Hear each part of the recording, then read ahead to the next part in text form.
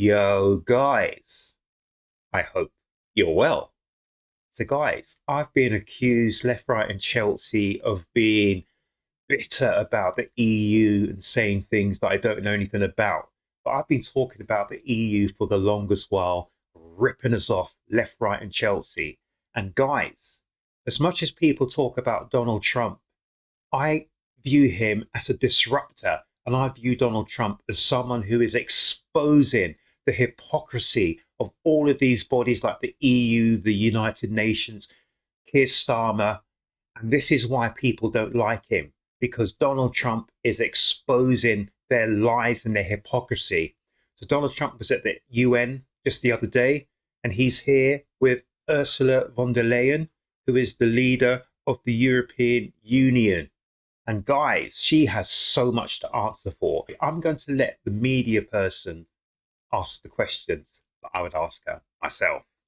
Any questions, please? How soon do you think, sorry, Madam President, how soon do you think that Europe can stop buying Russian oil and gas fully like President Trump has asked for? Yeah. So did you hear that?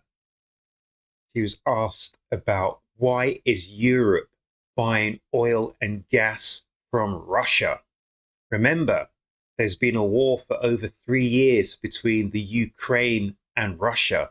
And all of Europe, the EU, are giving it this, that, and everything else about Russia's evil, Russia's wicked. Let's beat Russia. Let's bomb Russia, blah, blah, blah. But why are they going behind our backs and dealing with Russia if Russia is such a criminal place? Why are they spending our money with the enemy? I'm going to wheel that back and just get Ursula von der Leyen to answer that question. Stop buying Russian oil and gas fully like President Trump has asked for. Yeah, President Trump is absolutely right. We're on it. We have reduced already massively the gas supply from Russia, completely gotten out of Russian coal, and massively also reduced the oil supply, but there's still some coming to the European continent. So what we do now, we put sanctions out to those ports where, for example, LNG is coming from Russia. And we want to put tariffs on oil supplies that are still coming to the European Union. So we are really getting, after the last bits of oil and gas coming from Russia to the European Union, we want to get rid of it. When do you think? So 3 years, and they're still dealing with Russia. And they want us to drop everything and for us to bear the brunt. Because here in the UK, our energy bills are higher than anywhere else in the whole of Europe. Even our bills for, what do you want to call it? Our bills for the internet, for the fiber optic cables, this, that, and everything else, for our broadband usage are higher than anywhere else in Europe. We are being ripped off left, right, and Chelsea, people.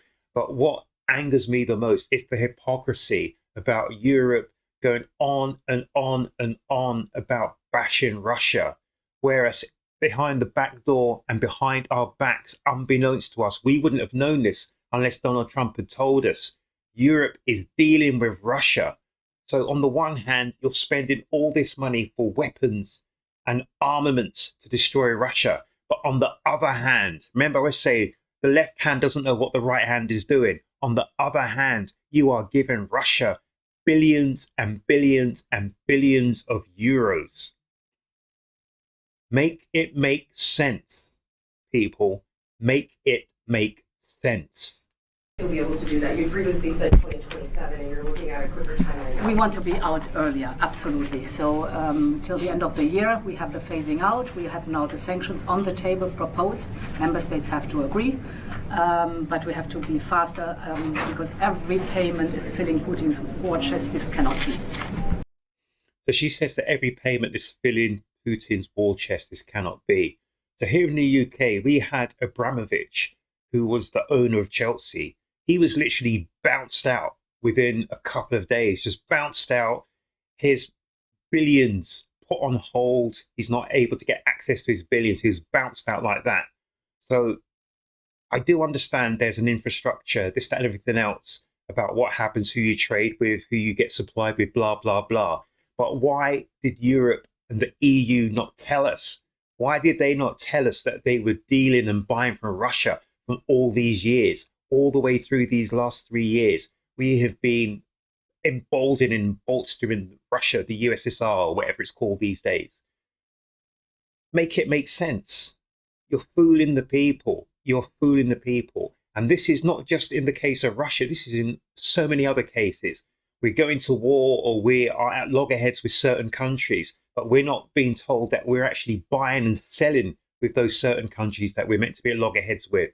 Make it make sense, Ursula. Make it make sense, because it doesn't make sense to me.